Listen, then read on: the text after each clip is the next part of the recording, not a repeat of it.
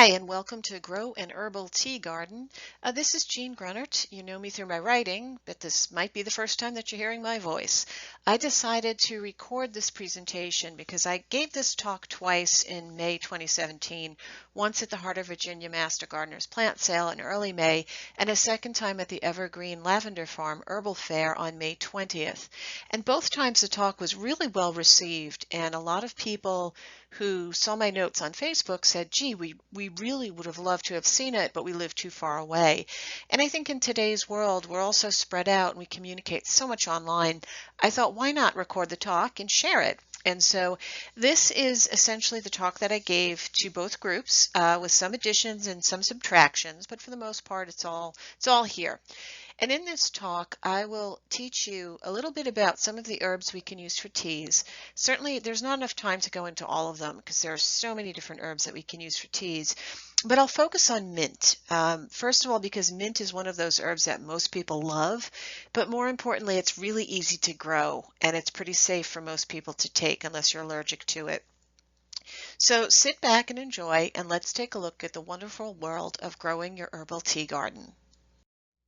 So as I mentioned, we're going to talk about what herbs are good to grow to brew your own teas, how to grow them, when and how to harvest herbs for teas, drying herbs with 3 easy methods, and then storing and brewing your herbal teas. Now, herbs for teas, there are so many herbs for teas, I can't even begin to count them all. Most of the culinary herbs that sit in your spice rack are actually great for teas, but the ones that I think are very popular are very similar to the ones you buy at the store. Anything from the mint family, peppermint, spearmint, apple mint, chocolate mint, orange mint, lemon mint. There are 30 different varieties of mint cataloged as of right now, and there's probably more being added since the mint family is so prolific.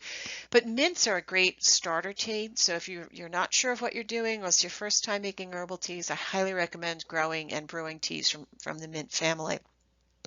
Lemon balm is a lemony tasting herb. It is very delicious. It's like mint. It's actually all of these herbs are, I think, or most of them, not chamomile, but most of them are in the bigger plant family of the mint family.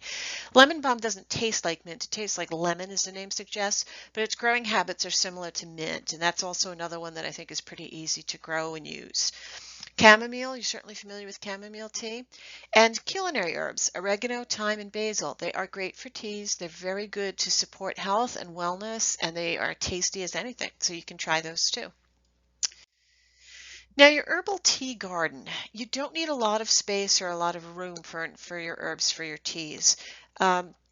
I have mint, that's the picture there is the mint in my garden. It's actually apple mint. I have them planted among the annuals, and I'll show you a picture in a few slides of my herb garden.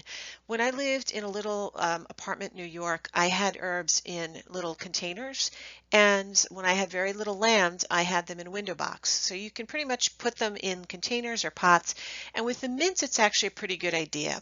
Mint will spread anywhere. You give it an inch, it takes a yard and then asks for more. It spreads by underground runners, like the roots come out like fingers and then it keeps growing and then another plant will pop up. Mint will rapidly take over your garden.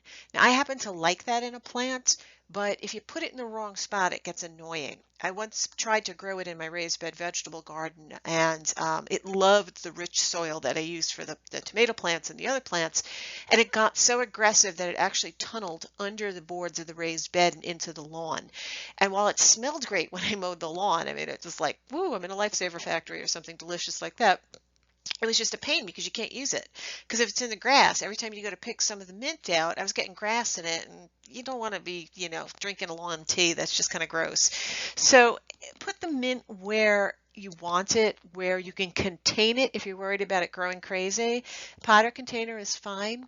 It will need full sunlight. It can survive in pretty much any soil. If you give it loamy soil with that pH between 6.3 and 6.8, it's going to go crazy on you. It's going to love it. This is a picture. This is not my herb garden. I wish it was. This is the herb garden at Maymont.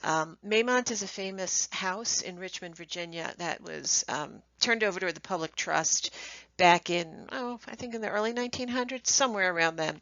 It has extensive gardens and it's open to the public and you can tour it. This is a great example of a very formal herb garden here. It's got that classic sundial in the middle, some, I think it's fountain grass behind it, and of course there's thyme and rosemary and all different types of herbs. If you ever get a chance to go to Virginia and you're near Richmond, Maymont House and Gardens is worth the tour. There are plenty of other herb gardens across the country that you can visit and you can see, but this is an example of a really elaborate formal herb garden, which is beautiful to look at, but I don't think many of us can afford that in our yards.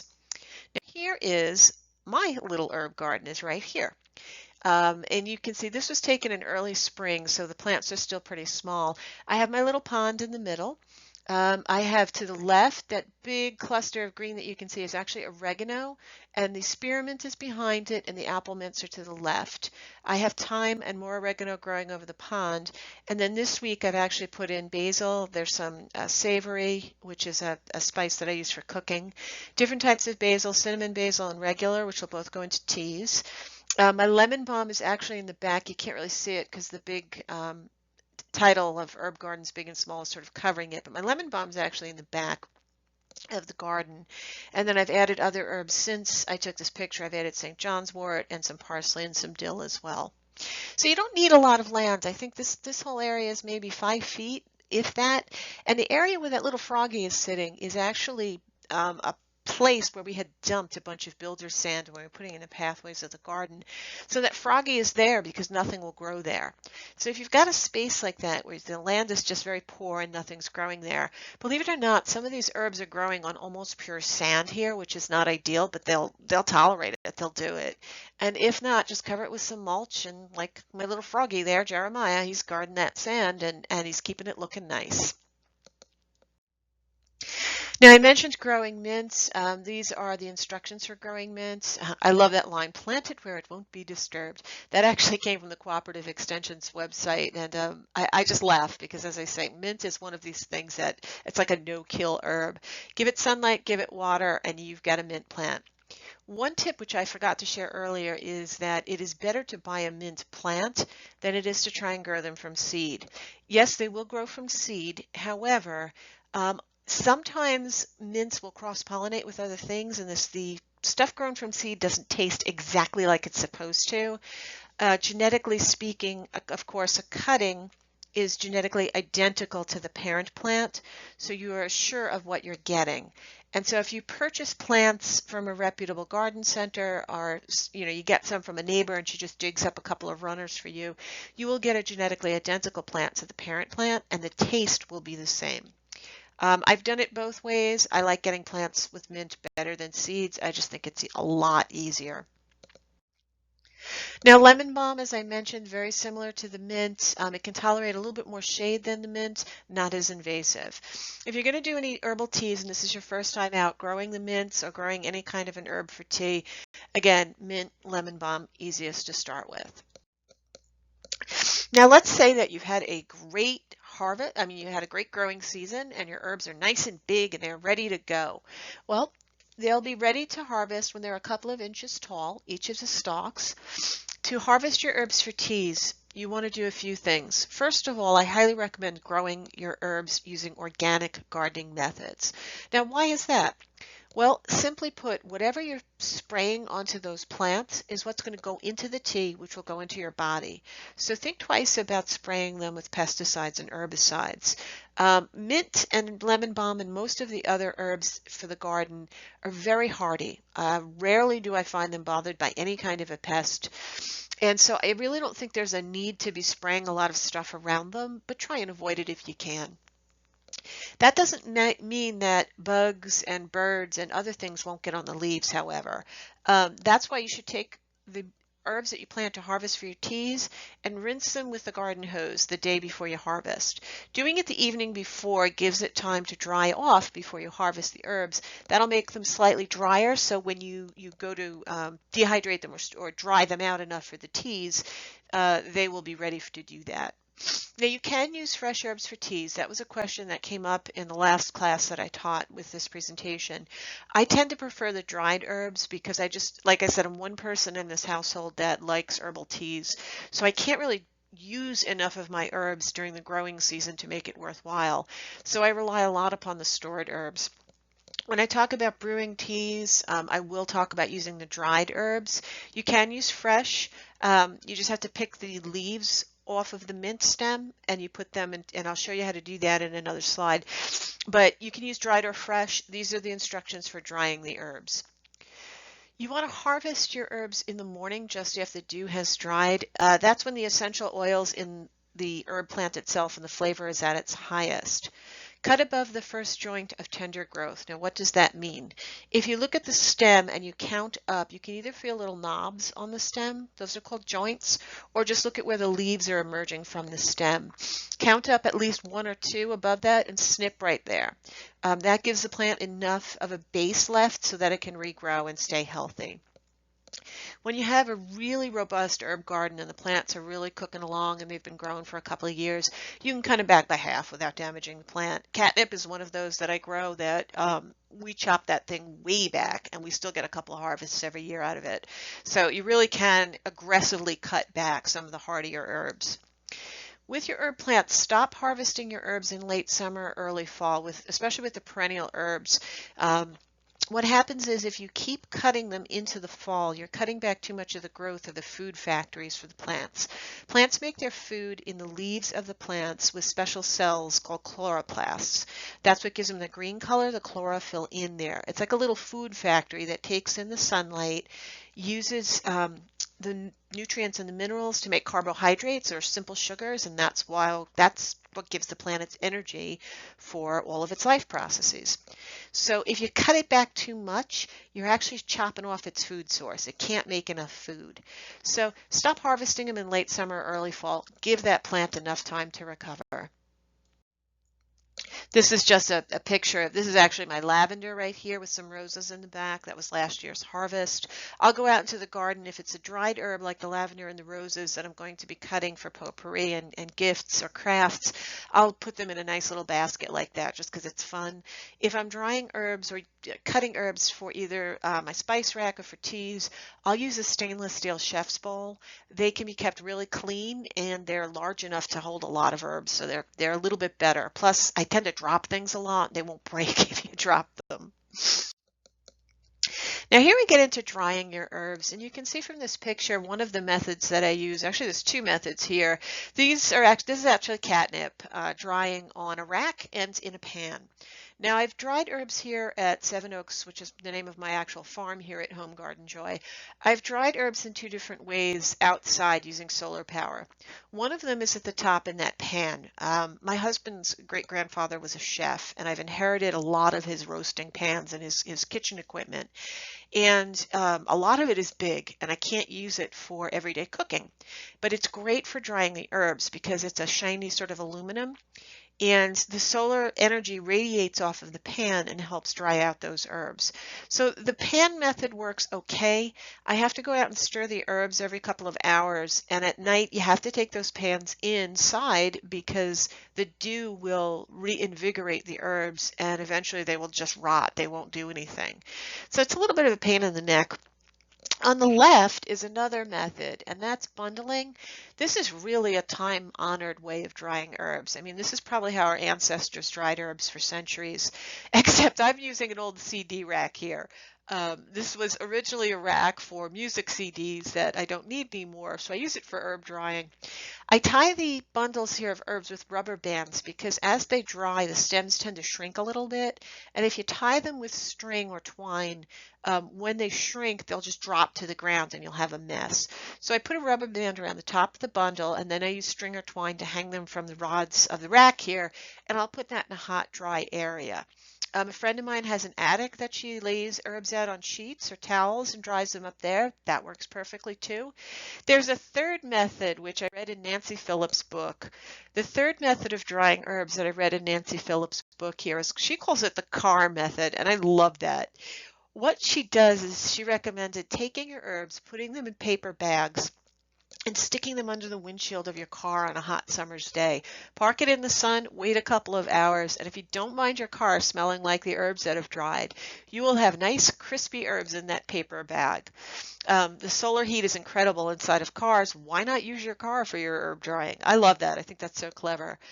One thing to note, always use paper when you're drying herbs. Even if you're drying them on that rack, that CD rack, or you're hanging them up inside a shed or something, paper breathes and it will let some of the moisture evaporate out from the herbs. The paper bags keep the dust from settling on the herbs. Plastic will just, again, as the moisture evaporates from the plant, it'll hit the plastic, condense, and reinvigorate or re-moisten your herbs. And you don't want that. You want them nice and dry before you store them. To store herbs, I use simply canning jars. These are two different types of canning jars. The one on the left is one that you can buy in any store. You can get it in the grocery store, in big box stores, wherever you can find canning supplies. The one on the right is actually an antique canning jar. I inherited a couple of boxes of old canning jars, and they're beautiful, they're lovely, they're in great shape, but they're considered not safe by today's standards to store food. They used to be you'd can your products with a rubber gasket around the top, and by today's standards it doesn't seal as effectively as the newer lids on the left. So what do I do with all of these jars? Well, I use them for my herbs, and they make great storage containers for herbs. When I make homemade herb crafts like potpourri or bath salts, I put them in these jars, and they're just great for storage. So two ideas. I suggest using glass jars for herbs rather than plastic or metal. Glass does not react with any oils or flavors, and they store very well. I suggest storing them in a cool, dry area like your pantry. They will store with a good taste for 6 months to a year. I've stored them up to 2 years without them tasting funny. After 2 years, they just sort of lose their oomph and they just don't taste as good. So you should probably use them within 2 years or so. Now let's talk about using those dried herbs to make tea. Herbal tea is wonderful. It's good for you. It has no caffeine. Most of the herbs, certainly the mint tea, has no caffeine. And if you can grow an herb plant, you will have an abundant and pretty much free source of herbs for as long as you choose. Now, to make herbal teas, you have a bunch of different methods for packaging it in the right dose to make your teas. This picture that's a little cut off shows 3 different ways. The gizmo on the far right, that metal acorn, is what they call a tea ball. They come in many different shapes. They have a screw on top, a chain, and a little latch thing that goes over the edge of the cup. You measure your herbs inside, you open up the lid of that thing, and you measure your herbs into the tea ball and screw it closed. And you make your tea by dunking it into the water. And then when you're done, you just hang it up to let the water drip out. And then you can just dump the herbs into the trash, the spent herbs, and clean it, and you're done. The middle thing is a reusable cloth tea bag. It opens up at that drawstring pouch at the top. You spoon your herbs inside, pull a drawstring, and it closes it up. You make your tea, and when you're done, same thing. I actually just turn that inside out over the trash, and most of the herbs will kind of fall out, and then I just rinse it in the sink, and it's ready to go. My dish drainer has those little stems that stick up that you can put glasses on, and I'll just slide that over the top of one of the stems, and it dries in a couple of hours. So you can use it for as long as it lasts. I've had the strings conk out on me before the tea bags break, so you get a lot of use out of those. Now, the thing on the left is really interesting. It's a paper tea bag that you can seal with a hot iron, and I'll show you how to do that in a minute. But if you're going to package up teas and you're not into reusing the packaging, you can make like a whole bunch of tea bags and just put them in your closet, or you can give them as gifts because they'll just look like regular old tea bags you buy from the store. So now to make your herbal teas with the dried herbs, you just measure it into your tea bag or brewer. The ratio is 1 tablespoon of dried herbs for 1 cup of water, 1 teaspoon of fresh herbs per 1 cup of water. Now here I'm demonstrating how to use that resealable tea bag, and you can see it just opens up this little paper envelope, and I'm spooning 1 tablespoon of the dried mint into the tea bag. This is how you seal those tea bags. It's a hot iron. It's on the highest setting, which is, I think, for cotton.